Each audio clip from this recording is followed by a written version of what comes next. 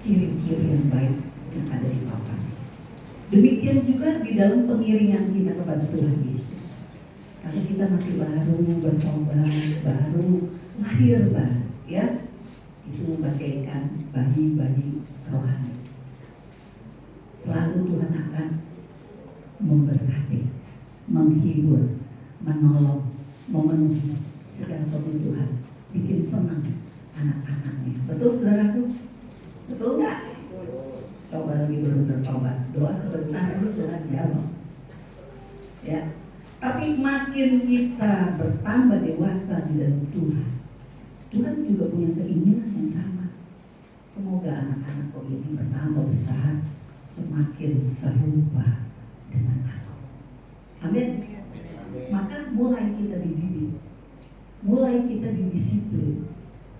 Demikian orang tua kita di bumi, lebih lagi Bapa Sorgawi mau mendisiplin hidup kita, mendidik kita, kadang-kadang dengan pelajaran-pelajaran yang keras, ya, supaya kita ini semakin serupa dengan siapa, saudara? Serupa dengan, amin semuanya. Baca dulu ayatnya ya. Kita baca dulu di Galatia, saudara. Mari kita baca Galatia 2 ayat 20.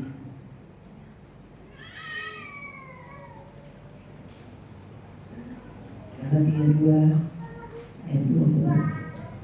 Dikatakan apa? Namun aku hidup, siapa ini yang bicara? Paulus, ya.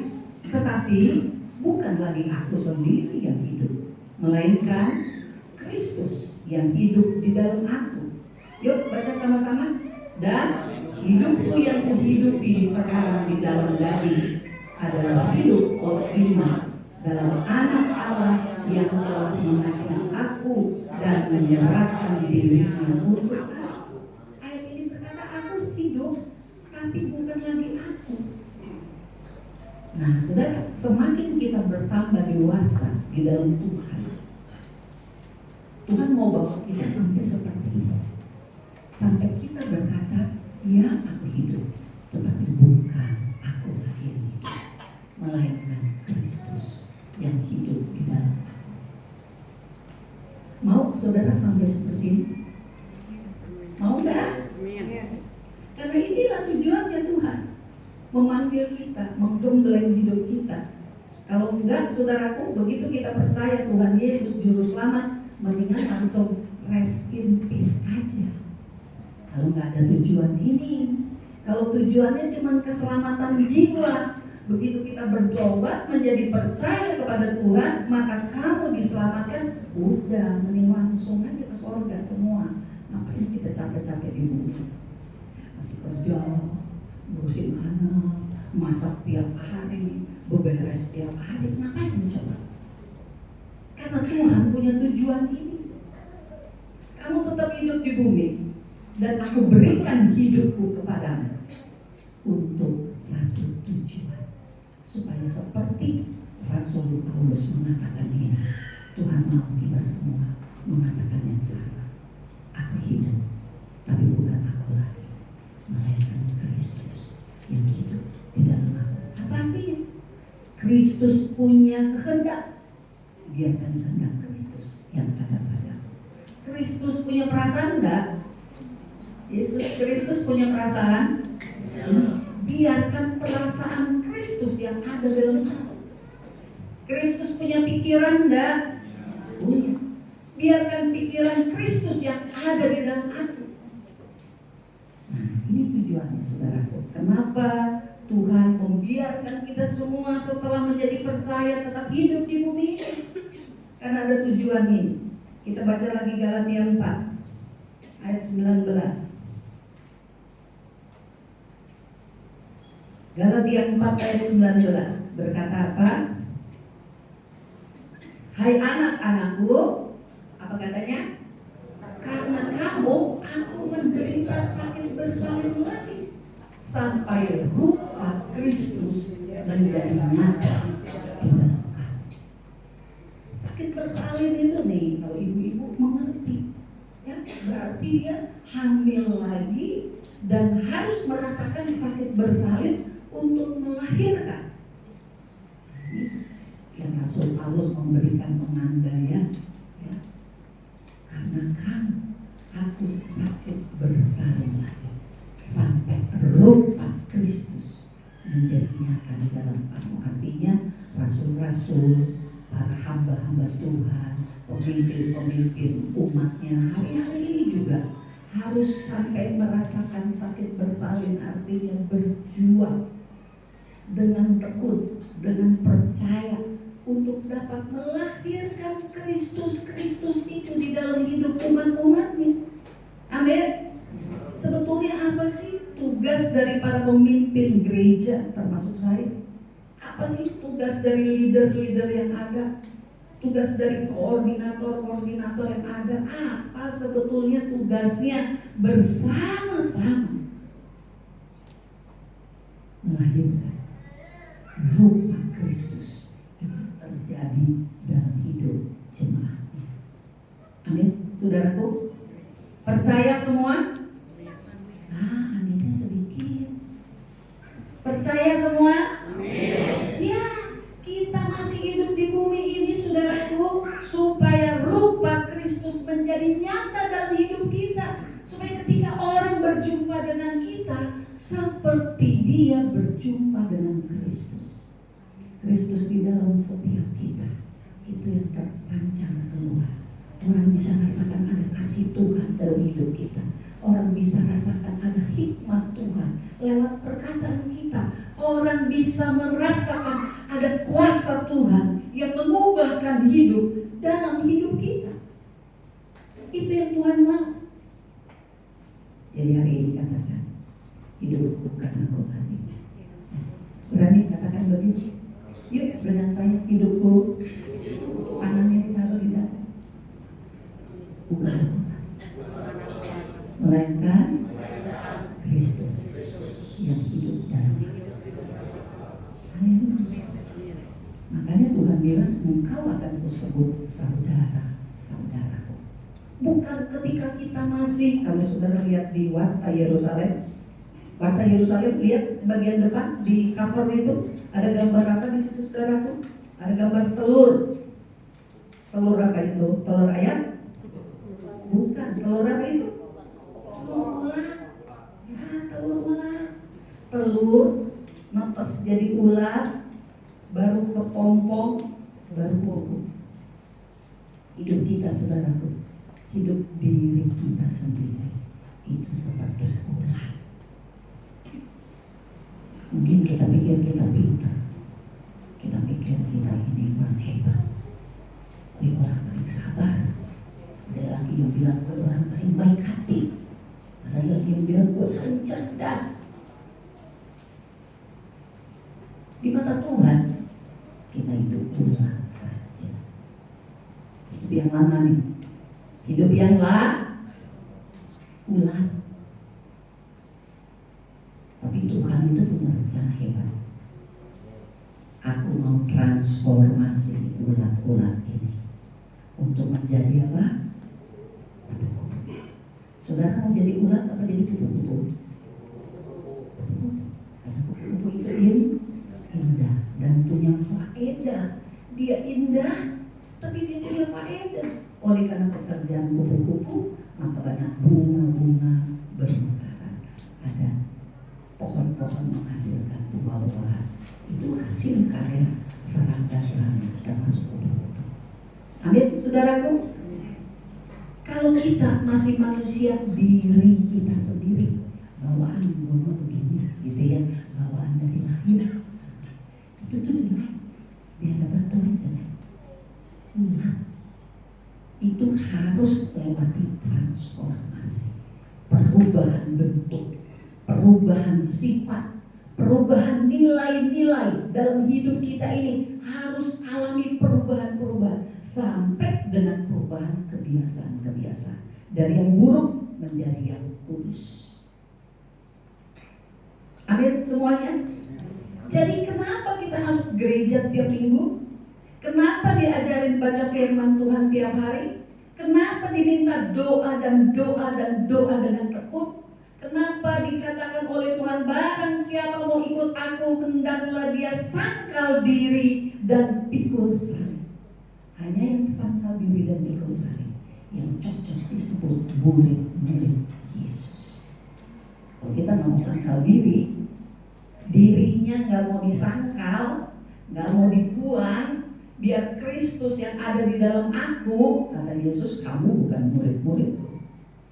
Hanya yang mau sangkal diri, hanya yang mau pikul salib dan terus bersyukur kayak lagu kita tadi bilang, ku mau tetap bersyukur sekalipun tubuhku diremukkan, jiwaku terkoyakkan, aku mau tetap bersyukur. Kenapa begitu? Kok orang Kristen begitu nyanyinya ya?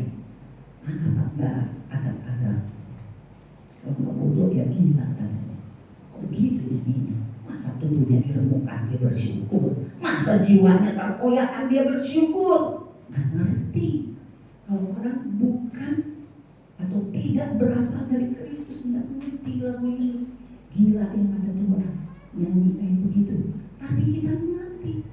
Amin. Saudara-saudara, kita menyanyikannya dengan iman, kita menyanyikannya dengan ucapan syukur, kita menyanyikannya penuh sukacita. Karena aku tahu ketika aku sangkal diri dan pikul salib, disitulah manusia lamaku mati, supaya aku bukan ulang lagi. Amin.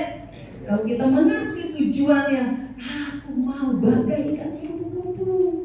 Aku gak mau selamanya jadi ulat. Aku mau jadi kupu-kupu. Begitu indah dan begitu berfungsi. Nah, kita yang mengerti hari ini, makanya kita ketemu dengan judul ini ya. Jadi barusan itu belum khotbah belum ya, baru tenang tarik. Jangan dihitung khotbah ya Pak, ini ya. Haleluya. Yuk sekarang kita mau baca dari Kejadian. Kejadian pasal 29. Kita nggak baca semua saudaraku karena cukup panjang. Nanti saudara baca sendiri ya. Kejadian 29 hari ini mulai ayat 20 sampai 30 bahkan sampai 35. Jadi ada 15 ayat. Saya mau kita baca beberapa ayat saja untuk kita mengerti isi dari kitab ini. Ya, kita mulai baca mulai ayat 14, 15. Saudara bawa kita semua atau ikutin dari sini ya, mulai ayat 14 dan 15 semuanya bersuara dengan keras. 1, 2, 3. Kata Laban kepadanya, sesungguhnya engkau saudara-saudari dengan aku, maka tinggal Yakub padanya genap sebulan lamanya. Laban itu siapanya Yakub? Paman. Encaknya ya. Oke. 15. Kemudian berkatalah Laban kepada Yakub, masakan karena engkau adalah sanak saudaraku, engkau bekerja padaku dengan cuma-cuma?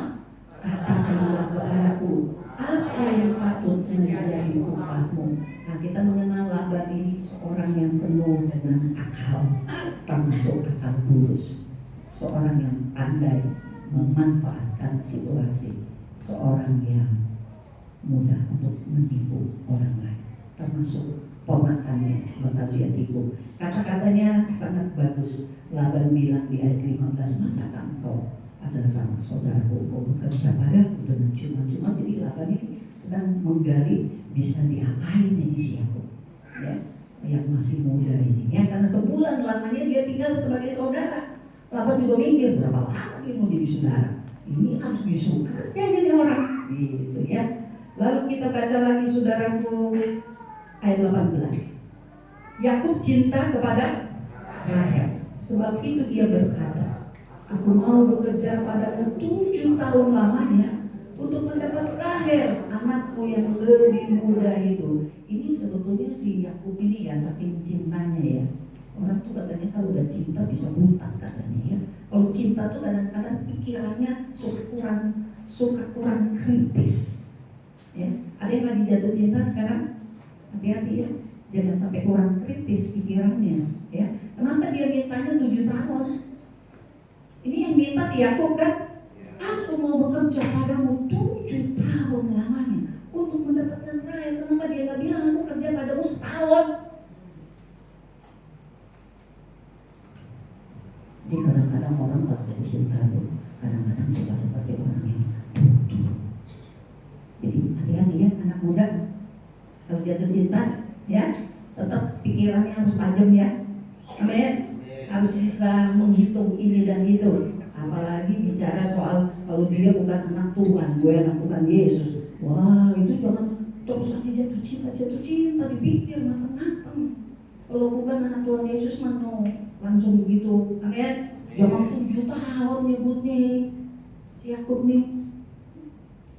Oke, ya. Ayat 20. Jadi bekerjalah Yakub 7 tahun lamanya untuk mendapat Rahel. Tetapi yang 7 tahun itu dianggapnya apa? Seperti beberapa hari saja karena cintanya kepada Rahel. Nah, ini orang mabuk cinta ya begini. 7 tahun aja rasanya beberapa hari. Jadi di sini Maria nggak sadar sedang dimanfaatkan oleh Laban. Nggak sadar. Laban mah kesenangan tuh. Ya 7 tahun. Padahal anaknya ya udah waktunya menikah. Ada menantu dari saudara juga, anak orang kaya juga si Yakub, nggak kurangnya. Dan kelihatannya memang terampil bekerja, ya terampil bekerja. Dari mana? Dari cerita sebelumnya ketika dia baru datang kepada Haran, dia lihat ada gembala-gembala dan ada sumur di sana, dia dengan sigap. Ketika semua gembala telah datang dengan ternak-ternak, dengan sigap si Yakub ini membuka pintu itu, tutup sumurnya dan dia beri minum. Jadi dia seorang yang sigap, dia seorang yang dapat diandalkan. Laban tahu itu dan Laban memanfaatkan dia sebetulnya 7 tahun pertama. Tapi karena babok cinta 7 tahun dianggap hanya beberapa hari saja.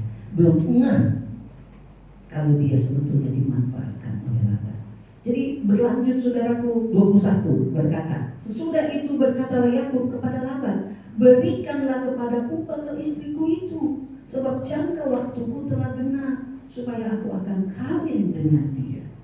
Ya, jadi ini Laban diingetin sama Yakub nih. Yakub nanti janji, udah 7 tahun ini, kok kamu paman belum ngomong apa-apa. Aku mintalah aku dikawinin sama yang aku cintai itu. Ya, tapi ayat 23 mengatakan, tetapi pada waktu malam diambilnya Lea anaknya lalu dibawanya kepada Yakub, maka Yakub pun menghampiri dia. Jadi dikawinkan dengan Lea sang kakak, bukan dengan Rahel yang dia cintai. 25. Tetapi pada waktu pagi nampaklah bahwa itu Lea. Lalu berkatalah Yakub kepada Laban, apakah yang kau perbuat terhadap aku ini? Bukankah untuk mendapat Rahel aku bekerja padamu? Mengapa engkau menipu aku? Ya, Laban jawab aja dua-duanya. Tidak biasa orang berbuat demikian di tempat kami ini, mengawinkan adiknya lebih dulu daripada kakaknya. Kalau Labannya orang jujur atau dari awal ngomong begitu ya, nggak bisa. Kamu pengen kawin sama Rahel, kamu harusnya menikah sama kakaknya dulu. Nah, tapi Laban ini kan memanfaatkan ya. Maka akhirnya saudaraku 27, genapilah dahulu 7 hari perkawinanmu dengan anakku ini. 7 hari menikah dengan Lea, kemudian anakku yang lain pun akan diberikan kepadamu sebagai upah, asal engkau bekerja pula padaku 7 tahun lagi.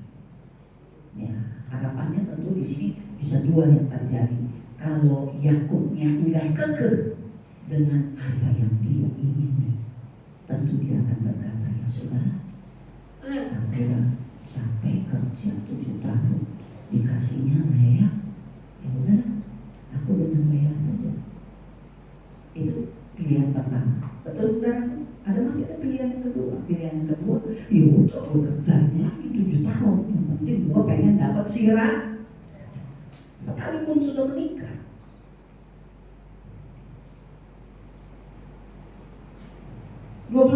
Maka Yakub berbuat demikian, ia menggenapi ke-7 hari perkawinannya dengan Lea.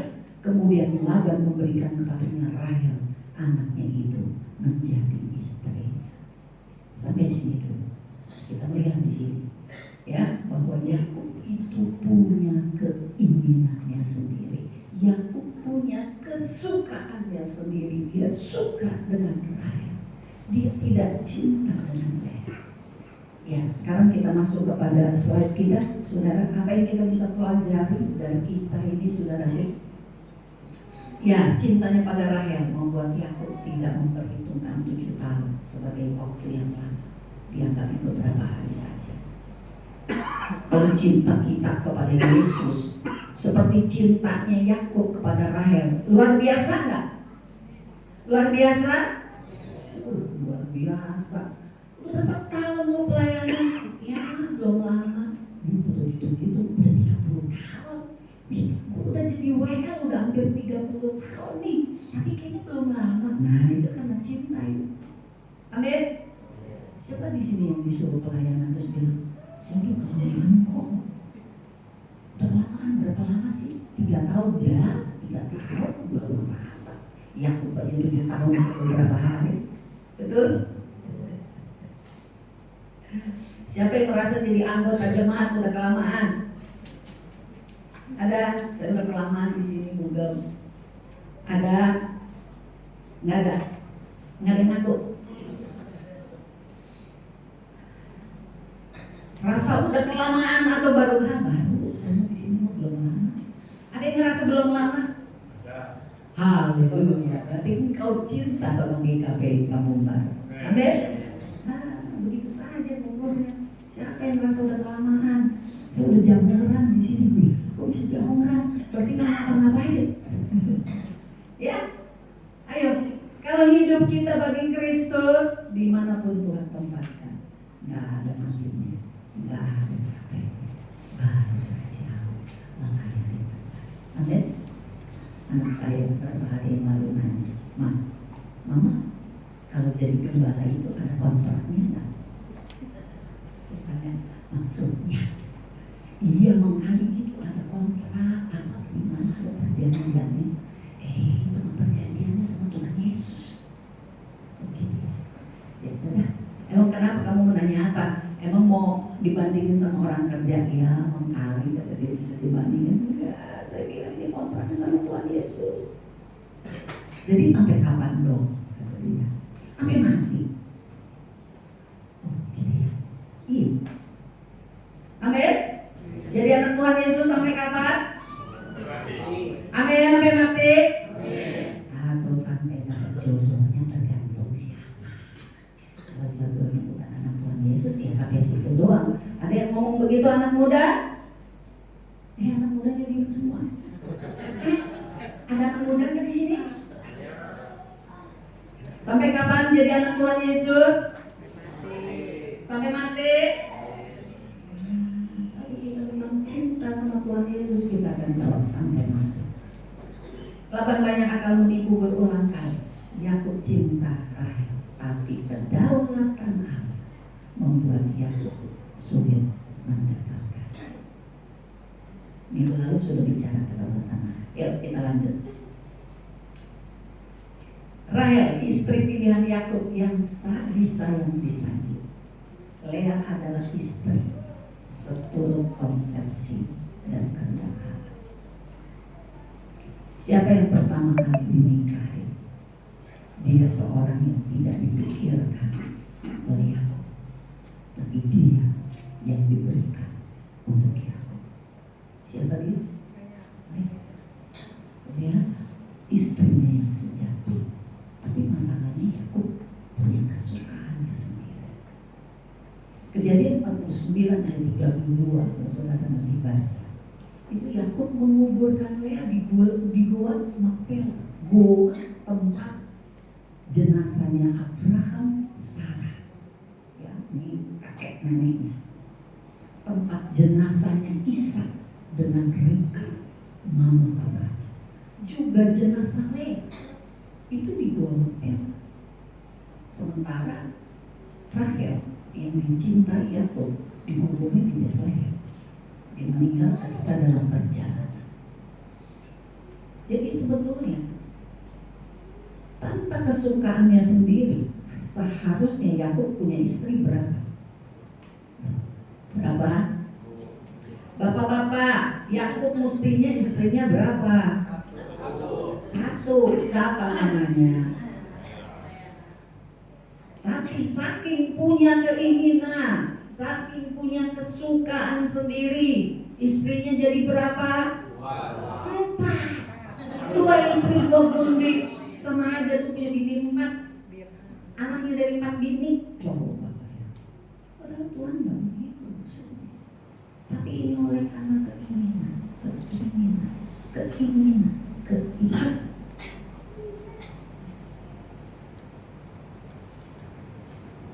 Makanya Tuhan bilang, aku dapat mengaruniai rekan yang kupilih yang tidak engkau suka. Tadi kita bicara rumah tangga, jadi jangan bilang ya itu di Alkitab sih kok bininya bisa 2, bisa 4, kita boleh juga. Nggak ada. Bapak dengan ini tidak boleh, titik.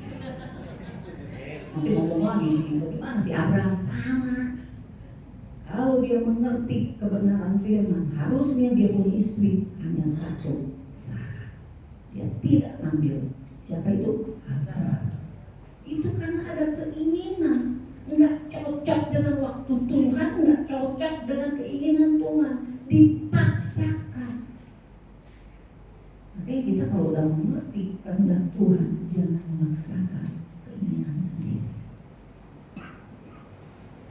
Begitu juga kita sebagai anggota jemaat Tuhan di sini. Ya buat Yakub, Lea itu bukan seorang yang dia cintai.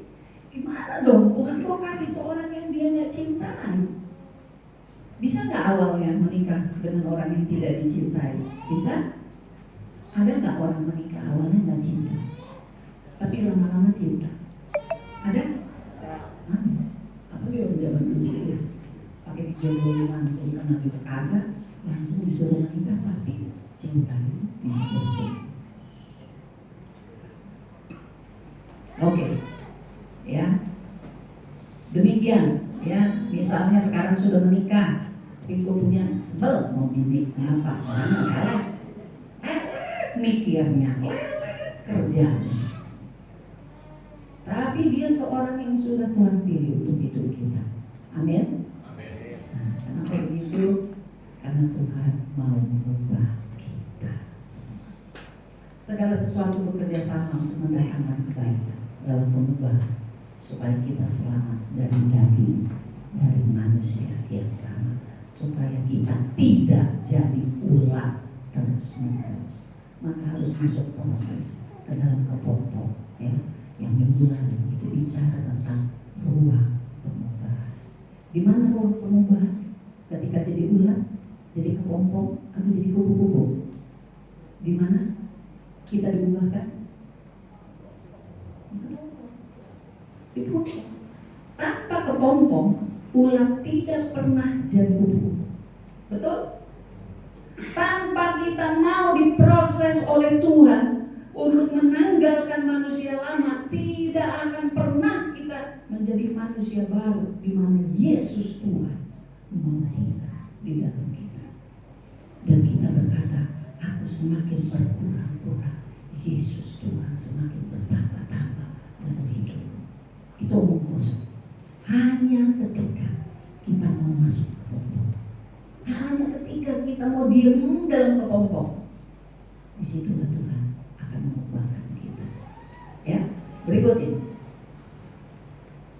Nah, yang pertama adalah penanggulangan Allah dalam hal kesukaan atau selera kita masing-masing. Kita punya selera. Ya, bergaul pun kita punya selera. Tergantung kita ini apa temperamennya. Ya.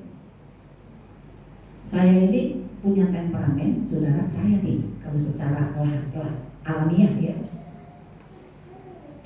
saya tuh nggak senang sama orang yang nggak disiplin. Saya nggak senang sama orang yang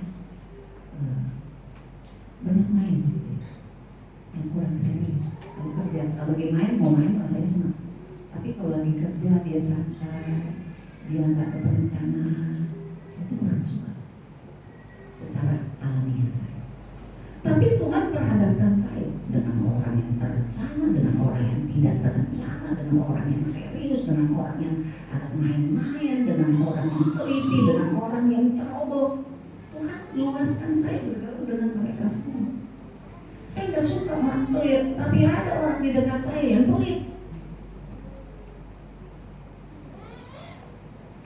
Coba saudara-saudara di rumah, ada orang-orang yang saudara nggak suka sifatnya ada pasti di gereja gimana? Senang semua? Suka semua? Di pemimpin-pemimpin saudara suka semua? Enggak kan? Pasti ada pilih-pilih kan? Tapi saya mau bilang itu daging. Itu bukan manusia roh. Kalau kita pilih-pilih, itu daging kita, itu alamiahnya kita.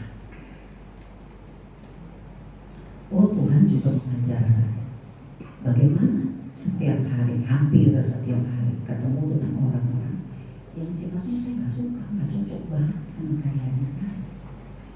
Tuhan izinkan, Tuhan pertemukan, dan Tuhan mau katakan, emangnya kamu mau tolak dia? Ya bisa lah. Karena orang-orang itu juga adalah jemaat kami. Masa saya tolak? Betul juga? Gak mungkin saya suruh pergi dia. Tetap ada, tetap bekerja, tetap bersama-sama melayani. Tapi secara lahirnya saya gak suka.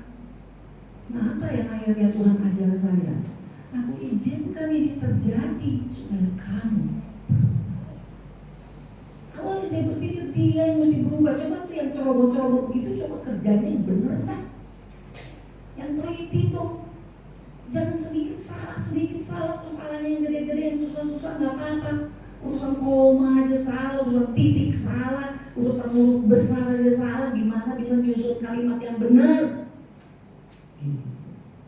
Ya, tapi benar-benar Tuhan ajar lewatin tahun demi tahun. Intinya Tuhan mau bilang, kamu tahu gak? Ini bukan bicara soal dia, ini bicara soal kamu. Kamu yang aku mau tahu. Amin. Berapa banyak kita komplain tentang orang-orang di sekitar kita, baik di rumah, baik di gereja. Siapa yang saudara mau komplain? Tapi hari ini firman Tuhan berkata, tahukah kamu, aku yang menaruh orang-orang itu di sekitarmu. Orang yang kamu suka dan orang yang tidak kamu suka. Orang yang cocok dengan pekerjaan kamu, gaya kamu, dan orang-orang yang tidak cocok dengan gaya-gaya. Supaya apa? Bukan soal dia, tapi soal kamu. Kamu yang aku mau buat. Kamu yang aku mau buat. Amin. Amin. Ada banyak hal yang kita, kenapa begini? Enak. Kenapa sih dia nggak begini, nggak begitu, nggak begitu? Kenapa dia begini? Saudara, kalau kita masih banyak menggerutu, artinya kita belum betul-betul sadar bahwa sesungguhnya semua perkara Tuhan izinkan supaya kita diubahkan oleh Tuhan. Seringkali kita memiliki kesukaan sendiri yang bersifat daging, bukan menurut kesukaan kehendaknya, dan dapat mengakibatkan kita kehilangan Kristus. Ya. Kita bawaannya jadi ngeberutuk, bawaannya jadi marah, bawaannya jadi jengkel, bawaannya jadi sakit hati. Mana mungkin rupa Kristus menjadi nyata di dalam kamu? Betul? Betul? Hanya ketika kita menerima dan mengucap syukur, barulah rupa Kristus itu nyata. Ketika kita menerima pasangan kita, ya Tuhan, udah 20 tahun saya menikah sama dia, masa sampai sekarang saya nggak bisa menerima. Ampuni saya Tuhan. Kan saya dari dulu juga udah tahu dia menghadapi begitu. Dari dulu juga sudah tahu dia modelnya begitu. Udahlah Tuhan, ampuni saya. Biar saya menerima dia ada. Karena aku percaya saya. Aku tahu gue juga mau ubahin dia, tapi udahlah, aku harus konsentrasi pada diri. Karena ketika Tuhan mau mengubahkan aku saja, aku tahu kadang-kadang aku ini berontak.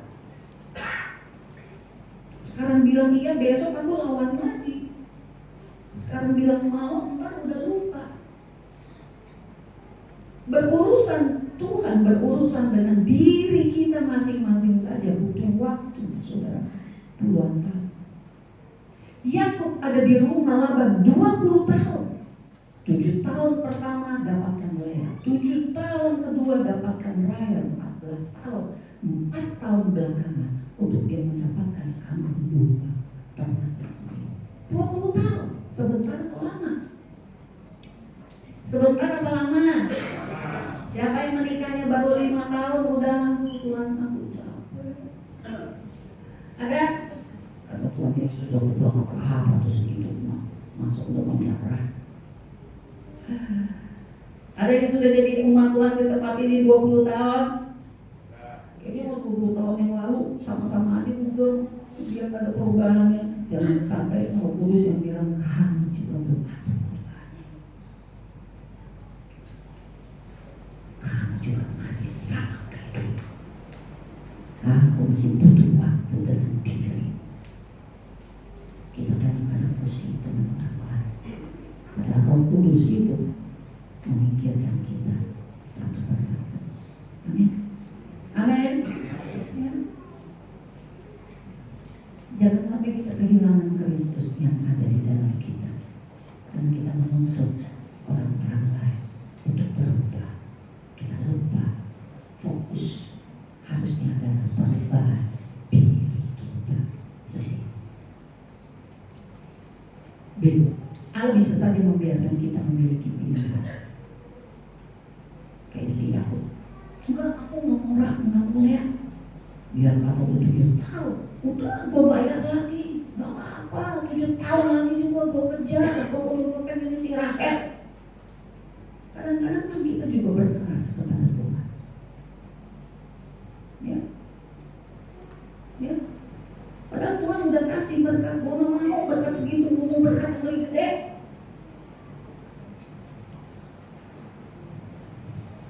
Itu kadang-kadang bukannya berarti begini, saudara. Pokoknya kalau jalannya lancar, pokoknya gue bisa handle kan. Biar kata dapat Rahel 7 tahun lagi, ya kan gue bisa.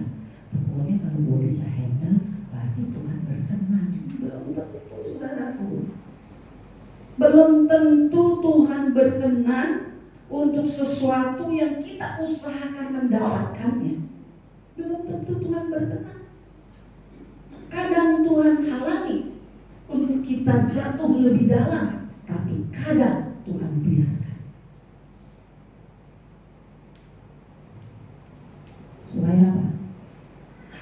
Yang begini ini yang mesti aku tanggung. Karena pasti kita akan harus bayar harganya ke depan. Apa harga yang harus dibayar kita nggak tahu sekarang, tapi ke depan kita akan alami untuk membayar keputusan kita yang sebetulnya keliru. Tapi Tuhan luaskan. Amin. Udah tinggal menit ya waktu ini. Waduh, waktunya udah habis. Ya, dikit lagi ya. Allah memanggil kita supaya kita masuk ke dalam kehendaknya, pilihannya, yaitu pengubahan dalam gambar Kristus. Ya, oke, ini sudah. Satu lagi, yuk berikutnya. Ya, ini yang kedua. Jadi Allah berdaulat mempergunakan segala sesuatu dan orang-orang untuk menyempurnakan mereka yang mengasihi Dia. Jadi hidup kita ini bagi Kristus. Amin. Amin.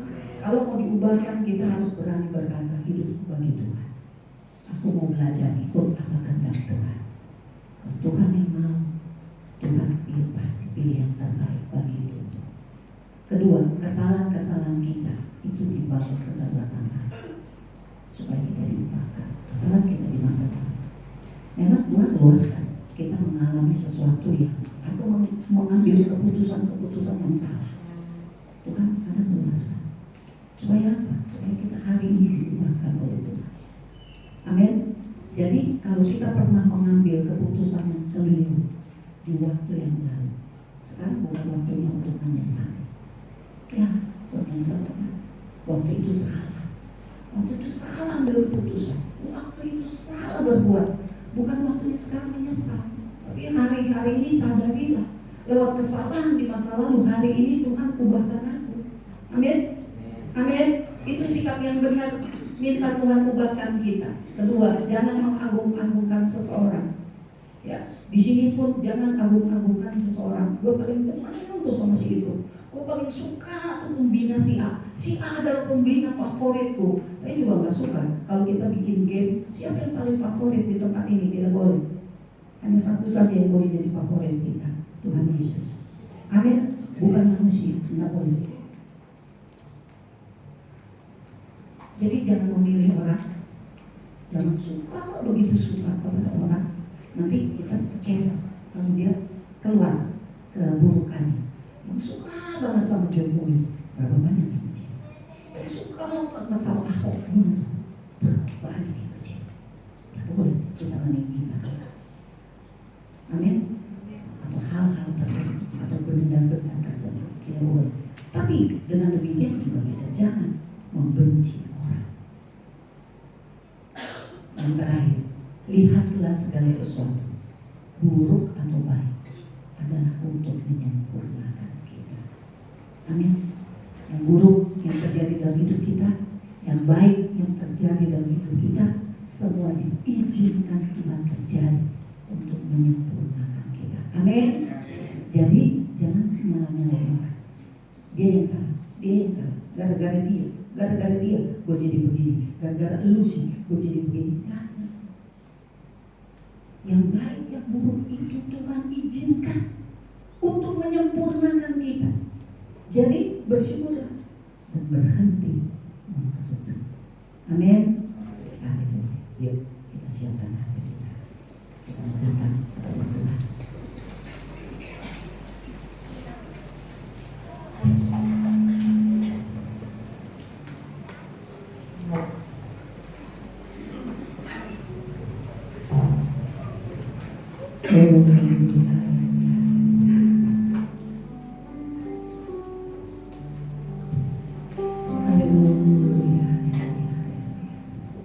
Kita datang kepada Tuhan. Hari ini mari akui kalau kita banyak mungkin menilai orang, menuntut orang, protes. Karena ada orang-orang di sekitar kita yang kita gak suka, kita gak nyaman dekat sama mereka. Tapi hari ini Tuhan kasih tahu kita semua diizinkan Tuhan.